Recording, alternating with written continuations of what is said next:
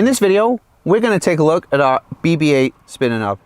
This is a teardrop shaped design, which is extremely comfortable and easy to hold and gives great access to the rockers and all of your secondary functions. Our BB-8 product can come with 2 or 4 rocker switches.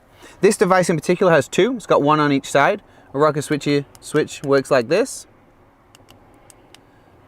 and the other 2 would be built into the front. So you have the option of going up to 8 secondary functions with this device if required or if wanted. The teardrop shape and design of the BB-8 means that depending how you hold it, like this or like this, it does give you thumb and finger access or activation as an option. So again, how it feels in your hand, how you're comfortable holding it, gives you different options. So the versatility of this shape is actually great. As with all of our secondary controls, the BB-8 fits into our clamshell spinner knob base, sits in the steering wheel, doesn't rotate during driving, is comfortable, and you have access to all your secondaries.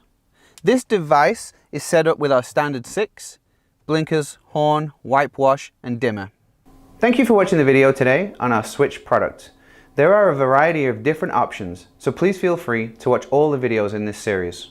You can also reach out to us here at SureGrip or one of our local dealers for more information.